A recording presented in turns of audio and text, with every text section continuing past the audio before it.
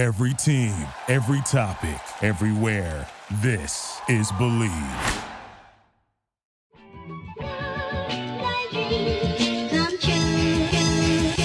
Welcome in to another edition of the JMU Sports News Podcast. I am Bennett Conlon, and I am joined by Jack Fitzpatrick. The first live stream of the quote-unquote football season.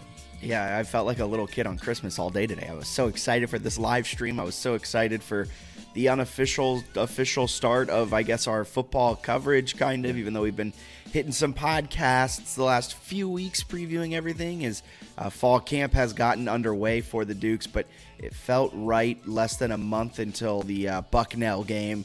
We should start doing these live streams, and we should start kind of diving into that full-on coverage. I love when the games actually occur. Yeah, I think that's a little bit more fun. I don't know. You seem like you've really enjoyed the games not occurring right now with the texts I'm getting on a daily basis. It's not enjoyment. It's just like diving into every little ounce of coverage that's out there from the local media, which has left me, hungry for more. Yeah, we have an awesome segment coming up later that is, I think, from your hunger for more. You're kind of reading into things. You're going to present three headlines, or I guess three quote. We'll see what happens, because Bennett just texted me this morning that he had this idea. It's called News or Snooze. So we'll get to that in a little bit. But first, we have to say that our friends at BetOnline are your number one source for all of your sports betting needs this season. Get the latest odds, lines, and matchup reports for baseball, boxing, golf, and more. BetOnline continues to be the fastest and easiest way to place your wagers, including live betting and, of course, your favorite casino and card games, all available to play right from your phone. So head to the website today, that's betonline.ag, or use your mobile device to sign up and get in on the action. Remember to use promo code BELIEVE, that's promo code BLEAV, for your 50% welcome bonus on your first deposit. BetOnline, where the game starts.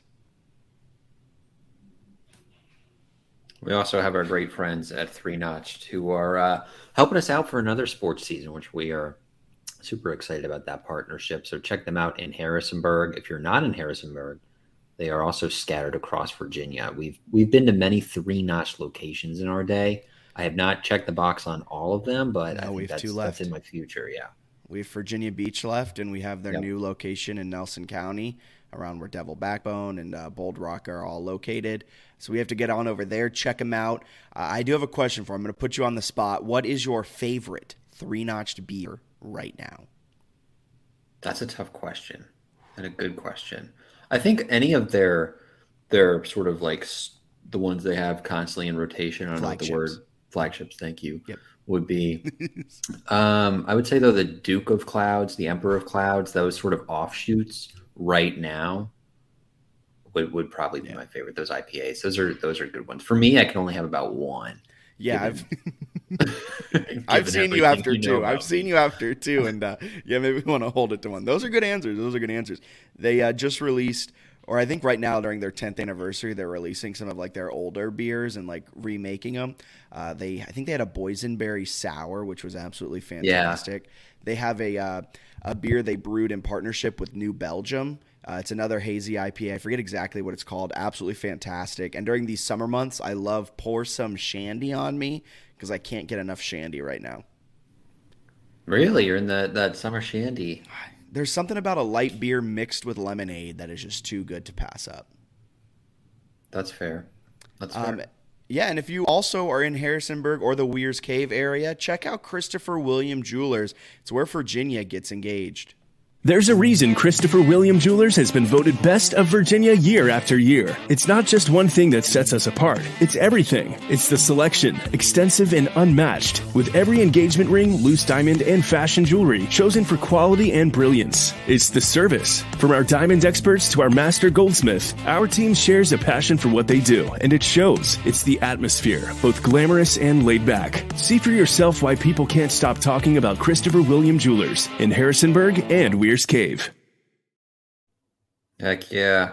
Circling back real quick to Three Notched, I wanted to make sure I didn't speak out of turn, because I always get confused on where the flagships are. So Harrisonburg, I believe, has Minuteman, and then Minuteman and 40 Mile are both in Charlottesville. I believe that's... Yeah, I don't love 40 Mile. Okay. I also don't like West Coast IPAs, so like that is a really big thing. It's kind of funny, and not to go. We'll go on a side tangent here real quick, and then we'll dive into previewing the JMU defense, and then going into some JMU fall camp chatter. But Bennett, you are aware of our friend Dominic.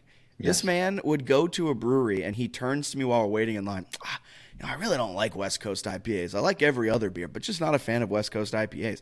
All right, Dom, that sounds good. We get to the front of the line, and he tells the bartender, "What's your favorite beer? What do you like?" And the bartender goes, whatever the beer was. He says like the really weird name of it. Just so happens to be a West Coast IPA. Tough. Dom goes, "Yeah, I'll get that." Takes one sip and goes, "I don't like this beer." That's tough. That's tough, Tom. You gotta. Usually, I would expect him to stand firm in his beliefs. No, he wavered quite quickly on that one. But you know who's not wavering quite quickly? The JMU defense. The JMU defense. Unless Kyle Van Treese is the quarterback. Oh, is it? I think it's too soon to bring up that game, but we will have to talk about that game. You wrote an awesome article over at jmusportsnews.com previewing the JMU defense, exactly like how you did for the offense, which we touched on last week. But this time you broke down the defensive line, the linebackers, and then the secondary, the safeties, and the corners. Where do you want to start? Do you want to go front to back or back to front when we're previewing this JMU defense? We can go front to back. Okay, so the defensive line. Yeah. Lost two of the biggest contributors a year ago. How do you expect them to take a step into 2023? I like the one deep, I guess. You don't like the depth? I don't hate the two deep at defensive end. I have a lot of questions, and I had a lot of questions last year about defensive tackle depth. And James Carpenter just like happened to be, I don't know, probably the best player on the team, which I was like, I don't know about this guy. Turns out he's the best player on the team. So egg on my face there. And he also played a ton of snaps, which I feel like 90% of the snaps, I think. As a defensive tackle, where you'd think you might kind of like rotate in, the guy was an absolute animal. So if he stays healthy and can do that, then yeah, I feel pretty good about the defensive line. I just have some other questions. Emmanuel Bush, they brought in as a transfer from Marshall. He's like over 300 pounds. He's sort of that run stuffing guy, but can rush the passer a little bit. And then Jamry Chroma, I think in the spring, there were a lot of reports that he was going to move outside. Last year was the first year of the program, Rutgers transfer. He's up to like 275 pounds. It sounds like they're going to end up using him inside. I wouldn't be surprised. I think it's him and one other guy that's put on a lot of weight. I think it's Nwabaku Akonji. Yeah, he added a bunch of weight as well. I wouldn't be surprised if they use them as inside out guys. Like a la Michael Bennett of the Seattle Seahawks from a few years ago. He would come in. Sorry, I was the Seattle Seahawks scout today at practice. Big day for you, yeah. Yeah, big day for me. I was over in Harrisonburg as a Seattle Seahawks scout. They actually asked me if I could do some, moonlight work for them as a scout. But during that time, and you kind of see it, I'm trying to think of other guys. Maybe Jared Allen. Maybe I'm dating myself a little bit with these defensive linemen I'm naming. But like Michael Bennett did it a lot in Seattle where he'd play the edge and then he would rotate into the defensive tackle if it was like a run down. Yeah. So maybe that's what they're going to do with Chroma and Nwabaku Akonji. Killer pronunciation. Appreciate that. Yeah, I think that's a good point. They can use those guys because of their size in different ways. So then on the your true edge, you'll have Jalen Green, who's like 245 pounds. Yes. Really good pass rusher. Mikhail Kamara's 265, so maybe you can be a little bit more creative with him, but he makes a ton of sense off the edge as well. Both those guys, I think, are really, really good. So I have a lot of hope for them to have huge seasons. So, I mean, I like the group overall, but yeah, I guess my biggest question is hey, who's backing up Carpenter? I know they've got Sean Johns, double first name there, who he's been in the program a while, played a little bit. So they have some guys who are capable of doing it. I just have questions. Sean Johns wasn't that one of the names that Puff Daddy would go under? That sounds right. Yeah. Yeah. But I think Mikhail Kamara, which one is it? I think it's Kamara. Okay, I'm gonna mess that one up. I got Nwabaku Akonji down, and now that's impressive they got that one. But I think he's gonna be the best player on this defense. Is that a hot take? If he plays the full season, he is going to blow everyone else out of the water. Yeah, just to reiterate for any newbies listening in, we've mentioned this before, but he's played 11 games in his college career. He has 30 tackles during that time period, 9 tackles for loss, and 7 sacks. So, like, that would be a very good full season. So if he can Very stay good. healthy for those, 12 games and threaten double-digit Yes. tackles for loss or sacks, that would be a pretty big deal. Yeah. So defensive line, though, they were one of the best run-stopping units in the entire nation. Overall, they're one of the best front sevens in the Sun Belt. Assuming everyone kind of slots in where we expect them to be, personally, and Bennett, tell me your thoughts, I don't think they are going to fall all that far back in terms of will have to figure out what their roles are, but I think a Bucknell game and then what would be assumed a kind of lackluster UVA offense might be the perfect way to start the season for them. That's true. And then I guess even to a fair point with that is like Troy was great last year, but offensively they were pretty limited. So the first 3 games you're going up against teams offensively last year that were not very good. So Troy lost a lot too.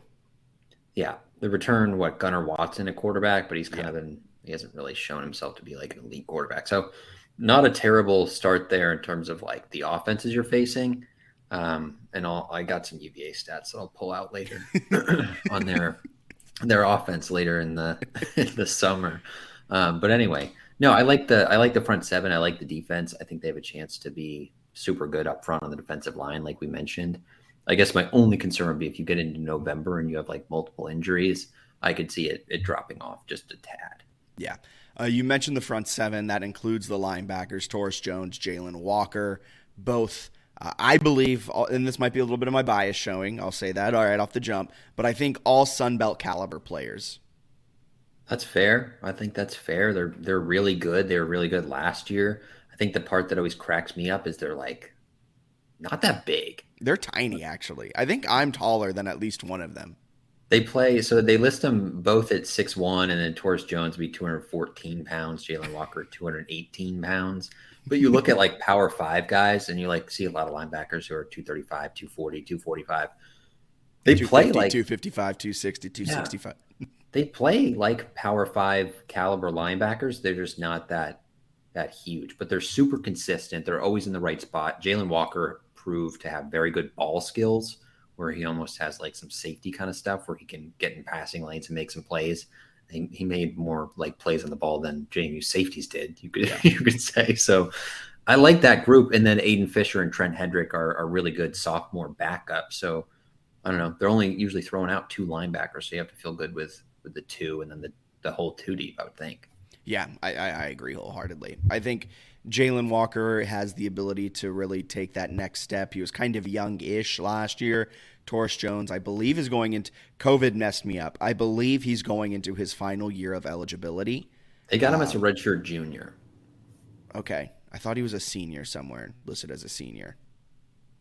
He's he got in the program in 2019, so it seems like – I don't know exactly how that works for. So 2019 eligibility year. 2020 didn't count. 2021, so, 22. This would be his junior season then, right? Because 2019 he redshirted. 2020. Oh, he did right. Okay, then this would be his junior. So then he's only really played like 2 eligibility, which is hilarious. So I guess he can come back. I think both those guys are going to be Power 5 targets. I thought Jalen Walker would at least be this offseason. So but they're undersized, so they may not be. But Demonte Tucker-Dorsey was also slightly undersized. But I think linebacker are probably the one spot that I have no issues with at all this season. Yep. And then you can even throw in like Julio IML, who you assume would contribute on special teams probably. But he's been around a long time. Same with Seth Naudala. Yeah, so they've got like even more like special teams kind of depth at linebacker. It's a good spot for them. Special teams needs to have some depth after last season. That's very true. And then I have a feeling we might spend a little bit more time than what we spent on the linebackers and defensive line combined here on the secondary. Yeah. This was a unit that was sliced and diced by Kyle Van Treese last year. He threw for nearly 600 yards. This was a Georgia Southern team that just destroyed the JMU secondary all game long. They decided we don't even need to run it. We will willingly get one-dimensional, and we will still dominate you. And that was kind of an Achilles heel of the JMU defense all season, that they weren't necessarily the best at stopping the pass. If their front seven, if their defensive line wasn't getting home in under 3 seconds and the quarterback had time, then they were going to find someone to complete the pass to. And you can't really expect a defensive line to time and time again get to the quarterback in under 3 seconds. They got lucky last year that the defensive line was able to do that, but this year I'm not sure they will be able to do that, and so the secondary will really need to take a step forward. It's kind of a super unique group in the sense that, like, corner is probably more talented but younger. Safety is more experienced but probably less talented. And I don't mean that as like a slight. I just think the corner position has a lot of talent. It starts with Chauncey Logan, right? Chauncey Logan, a lot of people are floating that he's a Heisman candidate. I've heard a lot of people doing that. Bennett, your own thoughts, your own inner thoughts do not count as a lot of people. It's me every morning when I wake up before everyone else in the world. I just sort of wander my apartment complex muttering to myself about Chauncey Logan. No. That's not a no. You do that. I've seen you in person. That's something that I've done. He's a true sophomore. Started as a true freshman for most of the season, right? He was sort of banged up with, I think it was a soft tissue thing in camp last year. And then once he started playing, once they gave him the chance to start at corner, he shined. He was a guy who came in. I think they were like, I don't know if he's a corner. I don't know if he's a wide receiver. Turns out he should be playing both, which I've said for a long time, but they're not doing that. They're screwing his Heisman candidacy, which is, disrespectful. But he's really good. He's cornerback 1. I think we can trust him, right? JMU fans can trust him. After that, it gets a little, I don't want to say dicier, but it's a little less known. You have Brent Austin, who's another talented sophomore who they like a lot. Devin Coles, who is a experienced player who transferred in from Norfolk State. And then a bunch of other names. Just a bunch of other names. Travell Mullen, Nakai Meredith, Antoine Booth, all of which were Power 5 transfers. D'Angelo Pons, a true freshman that they've said some nice things about. How could I forget about Pons? You don't want to go in the deep end. Yep, people are calling him the deep end because when you go face D'Angelo Pons, it's like going. You better bring your floaties. Exactly. But what was I going to say? Oh, Devin Coles, he's been getting a lot of run in these JMU football videos on social. Yeah, he's a fun character. He reminds me a little bit of Jimmy Moreland without probably the same level of like NFL potential, but the sense that like Jimmy Moreland was just like, he's a dog. I'm mad that we both said that. That is a disappointing time. He was just super competitive, right? He's not the biggest guy, Jimmy Moreland, but he was making a bunch of plays. He would get torched occasionally because he was like super aggressive, but he would also force turnovers. Kind of reminds me of what Coles does. So I think Austin, Logan, Coles, that's a good trio. I don't know exactly what they'll do with splitting kind of reps. I think Logan will be on the field a lot. But then like who are the backups? Can they compete? How are they getting themselves in there? Like if there's an injury to Logan, is the cornerback room just like bad the rest of the year, or is the depth better than we think? Travell Mullen was a forced, and I kind of do hate bringing up like star recruits because we're not in high school anymore. But for the sake of this discussion, Travell Mullen was expected to be a good cornerback for Indiana. It was a 4-star recruit coming out of high school. He should be good. Is he starter level good right now? Probably not, because he's brand new to this defensive scheme, brand new to the team, everything like that. But say Chauncey gets hurt in week 6 and everyone has to slide up a spot, then you may be comfortable putting Mullen in the slot or as cornerback too. Because how I see it right now is Logan probably covers the wide receiver 1. Austin covers the wide receiver 2, and then Devin Coles is more of that slot type guy. That's how I see it kind of shaking out now. And then from there, I don't know who, when there's a 4 wide receiver set, who's that 4th corner coming off. Who do you think is potentially that 4th corner that's going to work in? I have no idea. I mean, it could be any of them. I think it could be Mullen, it could be Pons, it could be Meredith, it could be Booth. Those would kind of be my guesses. I think it's going to be Booth. Yeah? I'm big on Just Booth. Because Booth was a Michigan State transfer, and he's been with the team. I believe this is his 3rd year with the team.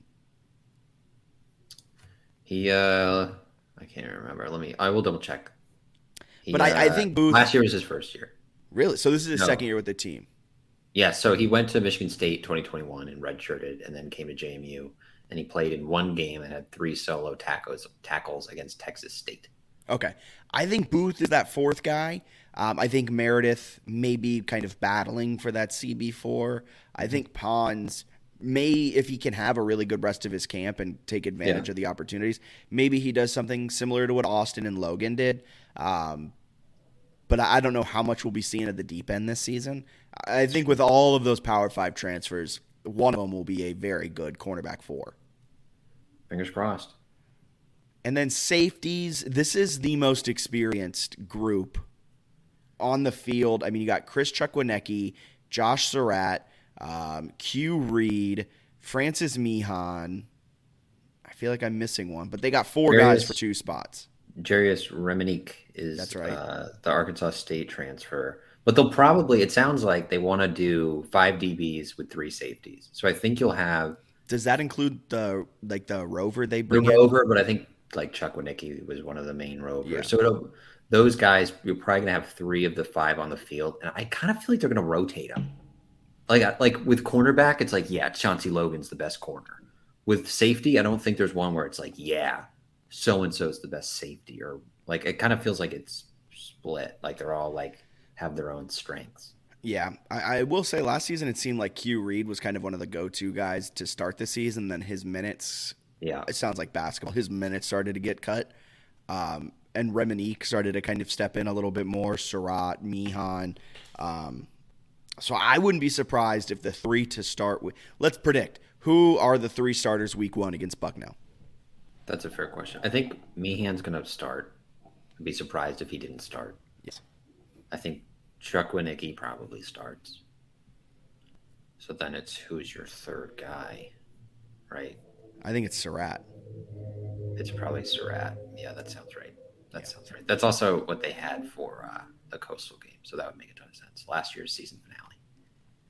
I didn't cheat, by the way. I did not cheat and look that up, but they have given Surratt a ton of like starting time. So maybe when I say there's not the best, Surratt might be the guy that they're most comfortable with. Yeah, because Q really didn't see like I love Q Reed, and he started a lot. I believe 2 years ago.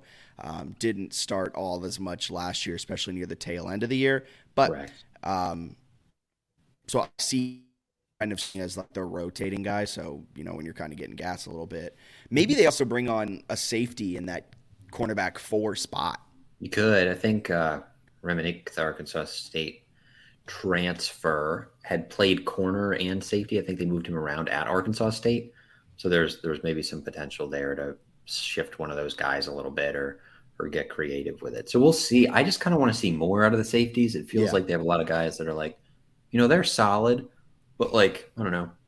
I miss the days of like Raven Green being a ball hawk and like snagging a bunch of interceptions. And Jordan Brown, like that safety Brown was great. Yeah. Making a lot of plays. Like I think that's the thing that I'd like to see more. It's like, all right, you played like 4, 5, 6 years of college football. Like it's time for some like game changing plays, which is the same way I feel about like the entire special teams unit, where it's like, all right, it's not good enough to just like exist. Like you got to start making some plays. Yeah. You got to start contributing to a win. Yeah, I like that. Well, that's a defense. Good Pretty defense. Solid group. Yeah, it should be good.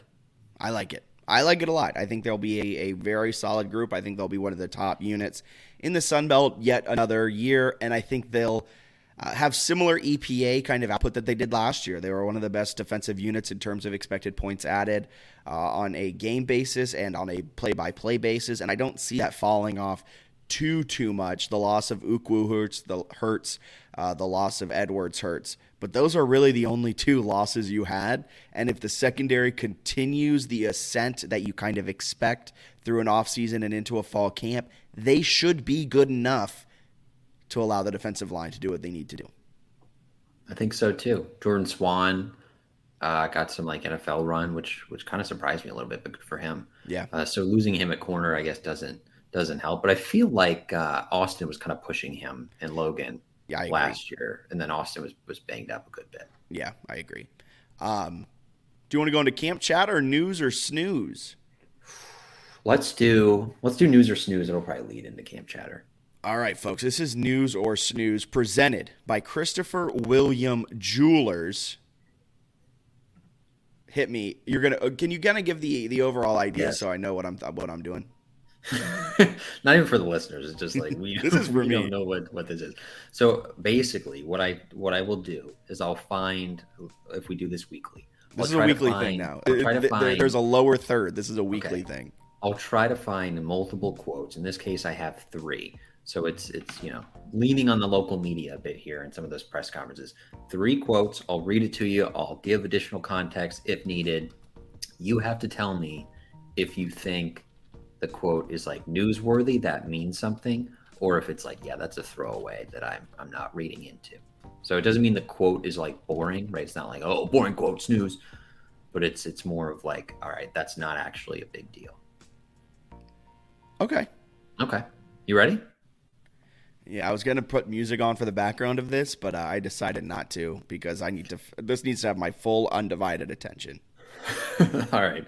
Let's see. I could start with multiple. Here, we'll start with this one. It's a fun one. Our big goal right now is 1-0 every week. Be the snooze. first. That part is snooze. I could have just cut that. Be the first team at JMU to go undefeated. This is Cole Potts, offensive lineman, to Dave Riggert. News or snooze with a player throwing out an undefeated season goal? News, just because, like, man, that is bold of him. That is an insane thing to say in a fall camp interview.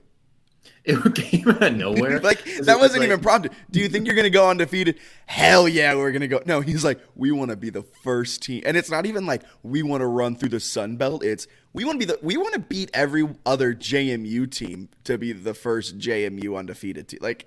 I think they asked, it was the last question in the interview, or at least was posted, and it was like, how do you stay motivated, or is it motivating, not being allowed to play in the Sun Belt title game again? He's like, yeah, go 1-0 every week, win every game. It's like, whoa. Okay. Well, it's like, that kind of defeats the whole purpose of going 1-0 every week if you're already looking at going at that is pretty undefeated. funny, where it's like we're just going to stay narrowly focused on one game at a time and try to win 12.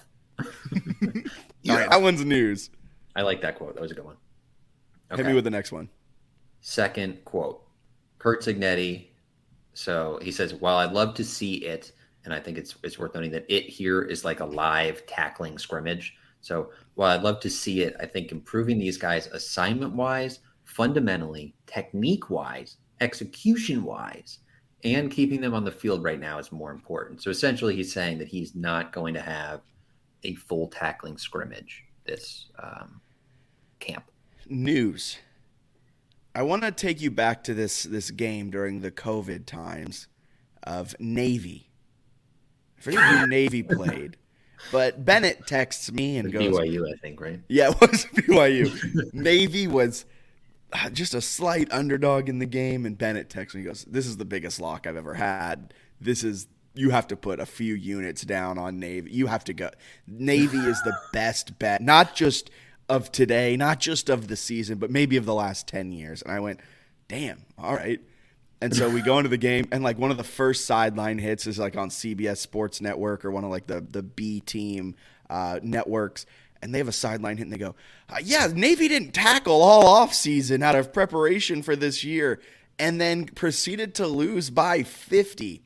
And Bennett texts me. He goes, well, if I had known they weren't tackling all offseason, I wouldn't have bet Navy. And that kind of scares me that Kurt Signetti is following that kind of that layout where they're not tackling. He mentioned they wanted to get away from soft tissue injuries, everything like that. But what worries me more is the first part of that quote. Can you read it again about what they need to work on? He said, I think improving these guys assignment-wise, fundamentally, technique-wise, execution-wise. All of that scares me that those are the first things out of your mouth right now. I think it was more of so he also added, because I cut parts of it, but before that, he was like, I know they can tackle, like everyone on the defense has been here for they're 23 years old. They know how to tackle. So I think it's just focusing on hey, this is how you play the gap. And then they're doing thud. So it's there's contact. It's just not tackling. I think it's news as well, and I think it's news for a slightly different reason. he definitely views the Bucknell game like a scrimmage. Like, I think he thinks that's a scrimmage. And he's not wrong.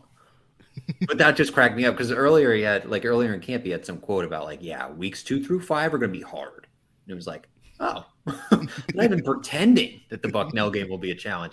I think that one is like, all right, we don't need to tackle in part because they're veterans. But like, I don't know, if they went to Charlottesville on September 2nd, I kind of feel like they do a tackling scrimmage. That's a good take. I agree.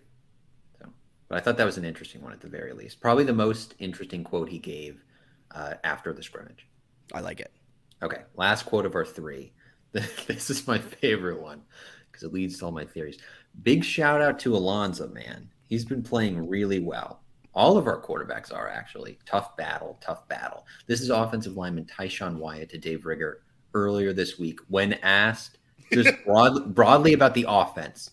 He started off with a little, Alonzo's balling out kind of thing. News or snooze? We'll get into this a little bit more in the camp chatter portion of the podcast. Bennett has a conspiracy theory that he is going to lay out like Charlie from It's Always Sunny in Philadelphia. With that being said, as much as it hurts me to say, it's news. You think so? There's nothing coming out about Curt Cignetti's comments on the court.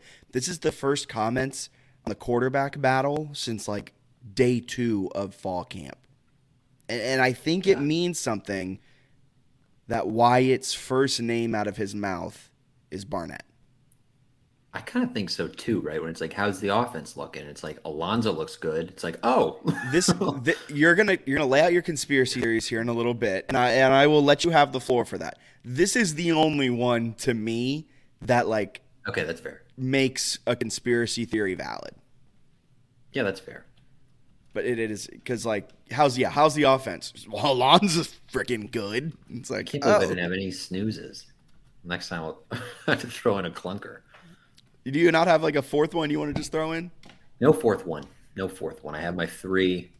There was a lot of snooze during the Cignetti 4.5 minutes post first scrimmage that I did not write down, but he gave a lot of quotes that are pretty boring. That's very fair. Of those 3, which one's the most newsworthy? Alonzo quote, non-tackling quote, or undefeated quote? I'm going to say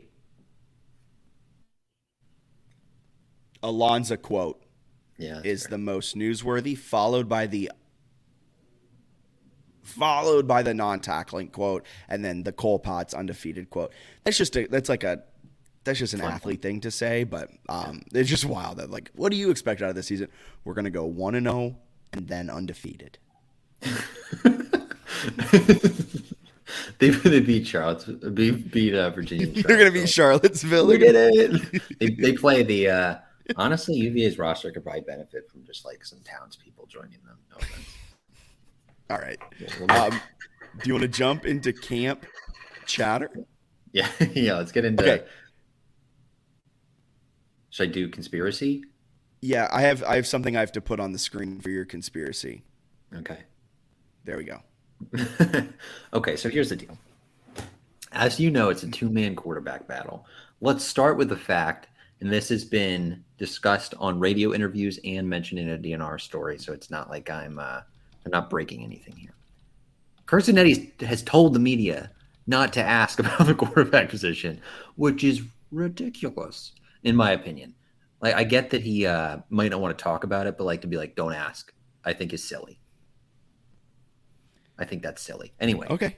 So he's telling him not to ask, basically. So I'm basing this on the fact that there's literally nothing coming out about the quarterbacks other than him after the scrimmage saying they're progressing well, which means nothing.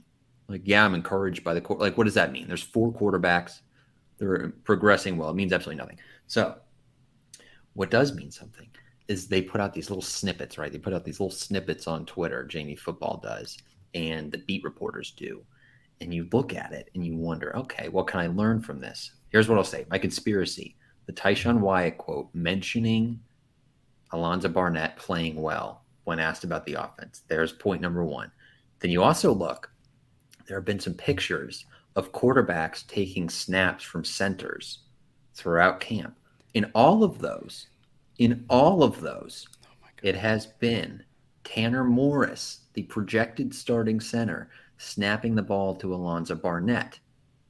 Carter Miller, the projected backup and last year's backup, has been snapping the ball to Jordan McLeod. Maybe Jordan McLeod's QB2. You also have a recent video posted by JMU Football where Alonzo Barnett gives a handoff to Kalon Black, projected running back 1, and throws a touchdown pass to Reggie Brown, projected wide receiver 1. Piece it all together. Are they going to start a redshirt freshman? Or is this intentional? Like, does the athletic department know I'm looking at this? Is this a smokescreen? Well, you know what they say? Yeah. If there's smoke, there's what? There's fire. I mean, you also look at the fact that his spiral's so tight. Alonzo Barnett, he throws a good ball. So take that for what you will. I do think it's wildly frustrating that we've received no information about it at all. And I don't think it's a competitive advantage. I think they have similar skill sets. I don't think it's going to change. First of all, the Bucknell game is being viewed as a scrimmage. So UVA is going to know who the starting quarterback was. Well, my take is you've heard my take about the Bucknell game. They're going to have an or. I don't think he's going to run the 2. You think he's going to do an or and not say? I don't think he's going to say before Bucknell. Like, I think this is all gamesmanship. I think he wants to say. Then why hasn't he said it? I think he wants to. So he had some other interview, Signetti, where he mentioned, I think it was like the Frary and Smith podcast or something. He said, he's like, if I announce it early, the quarterback has to do a bunch of like annoying media interviews. Which what? Like if he said that Alonzo Barnett was the quarterback, every practice they would ask for Alonzo Barnett. Yeah, and you know what they wouldn't get? I guess if Signetti doesn't want Barnett. You know what else is kind of silly about that? It's like 2023 and like NIL is becoming a big deal and like building a brand, and you have like this star young quarterback. Like probably a good idea to let him build his brand like in Harrisonburg and maybe get involved with that stuff if that's like it doesn't make a lot of sense. So I disagree with it, but I understand why he does it, where it's like, hey, I'm just going to keep everything internal, the external noise. It's a very like Nick Saban Alabama thing, like just block out everything. So I get it. I don't agree with it. Yeah, I'm not a fan of it at all. Like, but I don't know. So I would be surprised if they do the or thing for Bucknell. But I also think both guys are going to play a lot against Bucknell. Did they not do the or thing last year with the 2 deep? And then because he started, and then I think he started, and then did they do the or on the first 2 deep? But then he started the game. Yes, exactly. Let me look. I think there's going to be an or week 1 with this Bucknell 2 deep. They did do an or. Yeah, so okay, I think we're going to have an or. You're right. Okay, it'll be an or in the depth chart. I think the way I was viewing it is that like once the game happens, we'll know. I don't think so. See, that's where like the Middle Tennessee game happened, and there was no or after that. Yeah, because it was a Middle Tennessee FBS game. This is an FCS game where you're going to have a 30-point lead after 2. I think they're going to have an or after the UVA game. Bucknell, they're going to have a 30-point lead after having the ball twice on offense. But wouldn't you put a lot of stock into who starts that game? Like whoever starts against Bucknell, you'd have to think is the starting quarterback. It's like it's preseason. It's preseason week 2. Are you putting any stock in Zach Wilson starting against the Carolina Panthers in week 2 of the preseason? That doesn't count in the standings. Neither does Bucknell. Let's be honest. I know it does, but like this is Bucknell. Come on. If Kurt Signetti starts Alonzo Barnett against Bucknell, he plays well, and they start Jordan McLeod against UVA. He's a certified psychopath, and I love him for it. But that would be nuts if he was like that gamesmanship where it's like he starts Billy Atkins or something just to like throw everybody off the scent. I think McLeod's going to start against Bucknell. There's going to be an or on the depth chart, and Barnett is going to get the second half snaps. And I think there's going to be an or in the depth chart going against UVA, and I think McLeod is going to get the start. That would be interesting. That would make sense, I guess. Clip it. Clip this part of the podcast. When I'm right, I'm going to have my victory lap so hard. Here's a question for you. Yeah. Do you think there'd be any value in having whoever the backup is have a package? No, get this Gage Maloney stuff out of here. I think if McLeod's the backup, I wouldn't mind a package because I feel like he's super shifty as a runner. I also feel like the redshirt senior, you might want to keep him engaged. He's a senior. He has another year of eligibility. He does, but they list him as a redshirt senior, I think. None of the roster listings make any sense. But yes, he has 2 years. But would you want to keep him, keep him locked in by giving him a package? No. You don't care. It's Connor Mitch. Did they keep Connor Mitch locked in? Connor Mitch couldn't move though. He got a DUI, didn't he? And he got kicked off the team. I don't know, but he didn't have the skill set of Brian Shore could move. Connor Mitch wasn't that mobile. McLeod and Barnett are both good athletes where I could see. Can I it say probably doesn't something? Make sense, but yeah. Here's a real quick thing. Whoever the starter is, I think there is going to be a rough learning curve for both. You got a redshirt freshman making their first ever collegiate start, their first real collegiate action. Or you have Jordan McLeod, who by the time he's strapping up for this UVA or Bucknell game, whichever one he's the starter for, it'll be nearly 2 years since the last time we talked with QB Spotlight Stephen Hamner last week, taking a live rep in a game. Yeah. And before that, he was getting limited action at Arizona. The last time he really even took a live snap in a meaningful game was for South Florida against UCF at the end of the 2020 season. Some meaningful Arizona games. I think he only started one game. I think he started 2, or if he came in 1. So he started 2, but the UCLA one I don't count because that's the game he broke his knee and ankle. Why would you not count that? He played great. That was his best game ever. I don't not know. Actually. But he played. I watched the tape on that game. That was an impressive showing. If that's the Jordan McLeod that we have, and he loses the quarterback battle, then Alonzo Barnett is literally the greatest quarterback in program history. I think that's the part where, if McLeod loses this and Barnett wins, Barnett has the potential. And I said this in a tweet. Barnett has the potential to be the greatest quarterback in JMU history. Yeah. This is all very fascinating. It's all extremely fascinating. Is there any other camp chatter that you've really enjoyed hearing about? Because for me, it's Jalen Walker choosing to wear the number 5. Jalen Walker's wearing number 5. Taurus Jones number 0. We got some interesting numbers across the board. Teddy Bridgewater for the Lions rocking number 50 in the preseason. 5-0. 5, yeah. So maybe he's a hybrid of those two. I honestly think it's a nod to JMU football. I think he was like, look, I saw what you guys were doing with your linebacking duo. I am going to just kind of do a hat tip, and I'll combine the two and wear that for this season. I'll be honest, though. I haven't learned anything in camp to a frustrating degree. I want to I don't actually know. I've heard comments of they think some receivers are stepping up. Who's stepping up? I don't know. The quarterbacks, they're progressing. Who? Signetti's been saying that some positions don't have enough depth. Which ones? There have been no specifics about anything. So it's I just stare at the roster every day and I'm looks pretty good, but I don't actually know who any of the people are.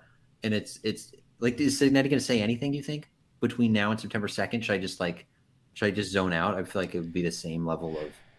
He hasn't said anything of relevance at all. I'm getting nothing from Signet. I don't think he's going to say anything until he has to. And the thing is, he never will have to. This is the frustrating part of college athletics. Yeah. You don't have to say anything if you're a head coach. You can keep everything in-house. That's what he does, I guess. But I don't know. I'd like to learn a little more because we've got a couple weeks. We got next week's the last week of camp, and then it's a game week. Yeah. And I don't think he's told that. Well, the game week, though, you get the 2 deep. So, once you get there, it's all right, at least I can look. And the 2 deep is going to just be the same as last year, right? Because it's such a similar roster where I guess there's some where it's not, where it's Percy's gone and Chris Thornton's gone. It's I know, but they return Reggie Brown, guys who are right behind them that are capable. The only parts that'll be interesting, right, is who plays the slot, which is probably Sproles, so it's not even interesting. Right, Phoenix Sproles is starting the slot. It's I don't know. There's just not that much there to. And we're gonna get an or on the QB position, and then that's not gonna let us figure anything out. And because no one's tackled, the Bucknell game is legit going to be viewed as I'm going to get a bunch of guys in and get them their reps. What if What if they lose to Bucknell or like it's a close win? It would be panic. I don't think there's any. Bucknell's supposed to be the worst team in the Patriot League, right? I don't think they're full scholarship. Like, it would be shocking if it was a bag. I just think because they're going to be able to dominate so much up front that they really won't have any issues. But it's also one, like, I don't know if I'd rather be Virginia playing Tennessee where they're a 4-touchdown dog, but they'll get some good reps against like a top 15 allegedly team.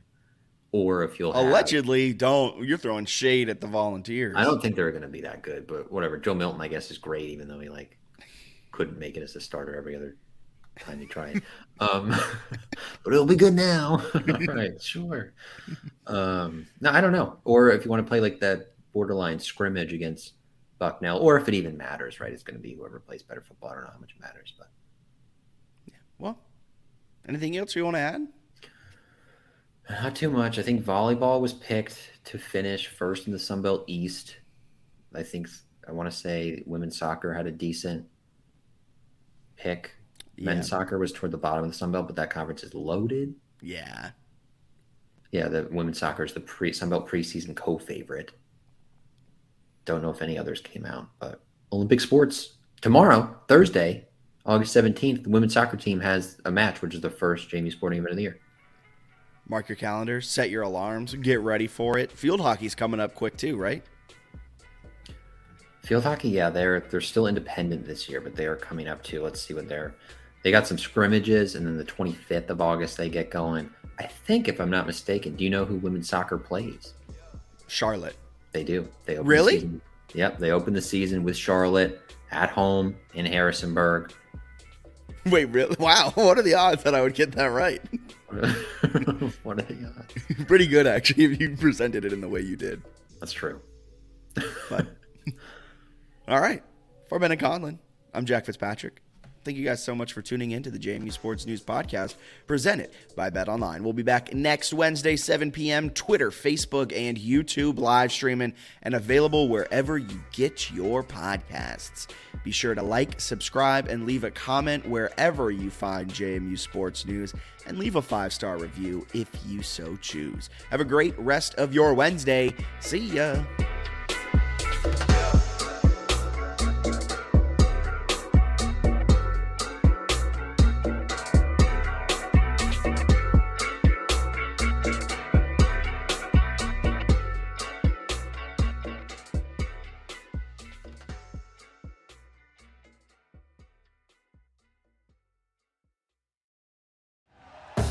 Thank you for listening to Believe. You can show support to your host by subscribing to the show and giving us a 5-star rating on your preferred platform. Check us out at Believe.com and search for BLEAV on YouTube.